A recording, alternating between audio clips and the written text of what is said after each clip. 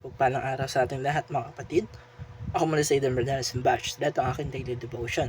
Ating araw pag-uusapan natin ay when God writes your love story of Boaz and Ruth. At ang ating verse naman sa Ruth chapter 1 verse 4. The Lord blessed him. Naomi said to her daughter-in-law, he has not stopped showing his kindness. To ayon sa Ruth chapter 2 verse 20.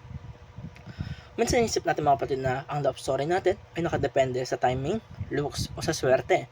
Pero ang kwento ni Ruth at Boaz ay nagpapakita na kapag ang Diyos ang nagsulat ng love story mo ay mas maayos, mas malinaw at mas may purpose. Si Ruth ay isang byuda, walang asawa, walang kasiguraduhan ng buhay at dayuhan pa sa Israel. Sa human perspective ay parang wala ng pag-asang future niya, pero pinili niyang sumunod sa Diyos at manatiling tapat kay Naomi. Kahit mahirap ay nagtiwala siya sa plano ng Diyos, habang ginagawa niyang tama kahit simple lang tulad ng pagkuha ng tirang ani sa bukid. Doon siya napansin ni Boaz, hindi ito aksidente, ito ay divine appointment. Si Boaz ay isang mabuting lalaki na may takot sa Diyos. Tinulungan niya si Ruth, pero natektahan at kalaunan ay pinakasalan. Makikita natin dito na tunay na love story ay hindi minamadali. Hindi ito basta feelings lamang, ito ay guided ng Diyos. Habang si Ruth ay faithful sa maliit na bagay, ang Diyos ang gumagawa ng paraan para sa mas malaking blessing. Malagang tandaan natin mga kapatid na bago dumating si Boaz, si Ruth ay committed muna sa Diyos. Hindi niya hinahanap ang love, sinusunod niya ang calling ng Diyos at sa tamang panahon, dumating ang tamang tao sa kanya. Ganun din sa atin. Minsan tayo ay naiinip, gusto na natin relationship, attention o love.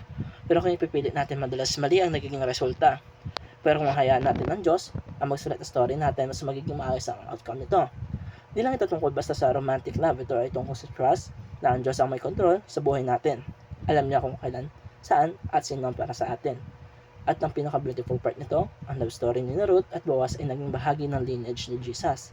Ibig sabihin, ang simpleng kwento ng faithfulness ay naging bahagi ng mas malaking plano ng Diyos. Hinayaan mo ba ang Diyos na magsulat ng love story natin? O ikaw ang nagmamadali at kumokontrol sa destiny natin? Magtiwala naman tayo sa timing ng Diyos mga kapatid. Focus tayo sa relationship natin sa Kanya at hayaan natin siya ang magdala ng tamang tao sa tamang panahon. Ang love life mga kapatid ay hindi natin minamadali dahil dapat sumusunod tayo sa Diyos ng may paniniwala at sumusunod sa Kanya mga calling dahil may plano ng Diyos para sa atin.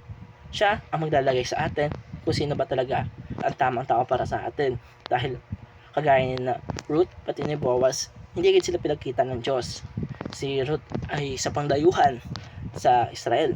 Kung kaya siya ay naging committed pa rin kay Naomi, pero nag-aani si Ruth sa bukiran at nakita niya si Boaz.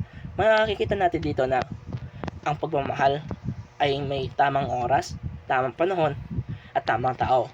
Kaya mga kapatid, di nagtatapos sa aking daily devotion. Maraming salamat sa panonood.